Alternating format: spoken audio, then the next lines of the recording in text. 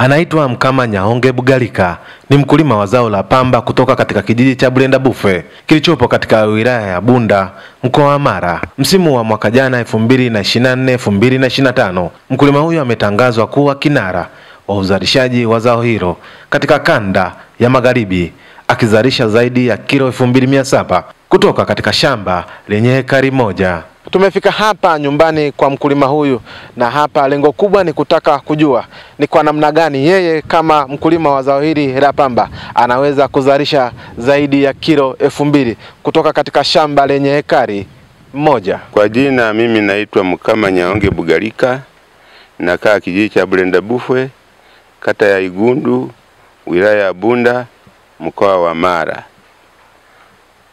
Mimi ni mkulima wa zao la pamba, ambaye ni mkulima kwa msimu wa mwaka huu nimekuwa mkulima bora kitaifa kanda ya Magharibi.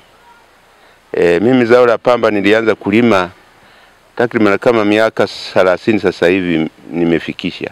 Mwaka jana umetangazwa kuwa mkulima namba 1 na bodi ya pamba na ukapewa zawadi. Tuambie labda kwenye uzalishaji wako ulizalisha kiasi gani mpaka umekuwa mkulima namba 1? Mimi kutoka niwe mkulima namba 1 nilifuata masharti ya maafisa ugani. Walitushauri upandaji kwamba sentimita 30 mche hadi mche, sentimita 60 mstari hadi mstari. Sasa ikawa ni kazi ya kupanda. Wakati nimepanda, lakini lazima uweke mbolea. Kwanza niliweka mbolea kwenye mashimo, mbolea ya samadi. Nilipomaliza kuweka mbolea kwenye mashimo ya samadi, nikaja nikapanda mbegu. Maana kwa nini hapa kuna shimo, nikaweka mbegu. Poweka mbegu, zilipoota nikaanza kuhakisha. Ilipofika siku 30 nikaanza kufanyaje?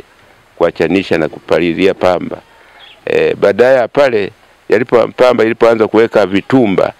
Ilipoanza kuweka vitumba tu wiki ya 6 ambayo iliweka vitumba, nikaanza kuweka mbolea ya urea.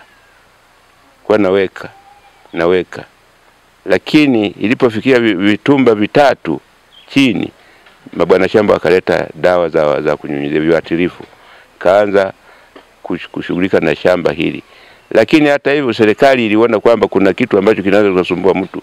Kuna zana pale imewekwa humo, dumu hilo ndio ninanyunyizia, ningelileta hapa. Kwa maana hiyo ulifuata kanuni bora za kilimo cha zao. Lazima nilifuata kanuni bora za kilimo cha zao la pamba. Na ukavuna kilo ngapi? Nimevuna kilo 2671. Kutoka kwenye ekari moja au ni ekari moja? Maana kwenye vitumba nimesema kwamba yani pamba inajiwekea vitumba. Ilikuwa kwenye pamba kwenye mche mmoja kwa unahesabu vitumba 30 40, lakini kuna wengine 20, lakini wastani nilichukua vitumba kama 30 na kwenye mche mmoja ambao umeniletea kilo 2671. Okay.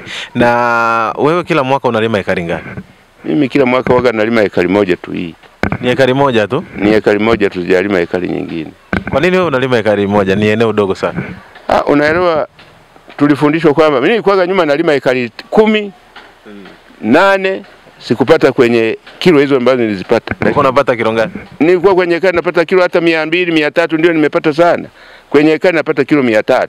Ndio ulikuwa uzalishaji mkubwa. Leo nimepata mwaka huu kilo 300. Ukija kuwa na eka 10 ndio napata kilo 3000. Sasa ilikuwa ni shida. Ukaamua kupunguza. Sasa wataalamu walipokuwa wanakuja wanaelimisha, nikawa naona hebu ngoja nifuate masharti yao watu kweli. Na kweli nyuma alikuwa anatuambia kupanda sentimita 45 kwa 90. Mche hadi mche sentimita 45, mstari hadi mstari sentimita 90.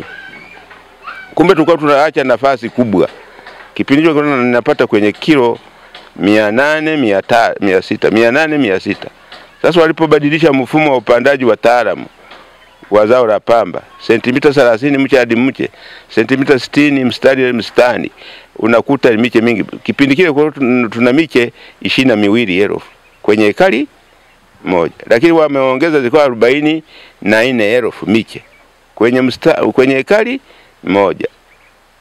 Na ukifuata masharti kweli wanapokushauri naamini kwamba ushauri ni kitu kimoja kizuri. Kuna wakulima wengi wanalima zao la pamba karibia kwenye mikoa zaidi ya 15 hivi nchi nzima, lakini wakulima bado wanazalisha kilo 200, 300 hadi 500 walio wengi, na walio wengi hawafuati kanuni bora za kilimo, na wengi tukiwaonyesha hivi vitu kuwa unao uwezo wa kuzalisha kilo 1000, 2000, 3000 hawaamini. Labda wewe unaweza ukawaambia nini kwenye kuzalisha? Je, kweli Tanzania kuna mkulima anao uwezo wa kuzalisha kuanzia kilo 1000 na kuendelea? Wape huo ushuhuda. Mimi napenda kushauri wakulima wenzangu wa zao la pamba, ukifuata kanuni za wataalamu halitupi mtu. Ni sawa na kula, wakikwambia kula chakula cha kuweka nguvu mwilini, ukila utapata nguvu.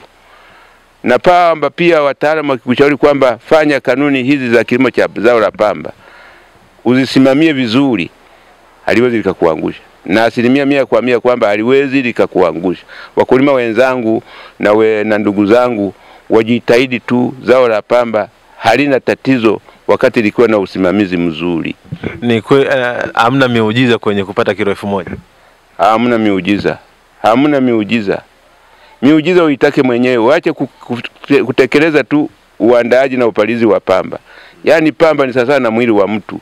Binadamu ukiacha kuoga na usile vizuri, usifue nguo vizuri, kuna vimelea vitakuja kwa mwilini mwako, unatoka unatembea nadhani niko kamili, lakini kuna vimelea fulani vinakufyonza.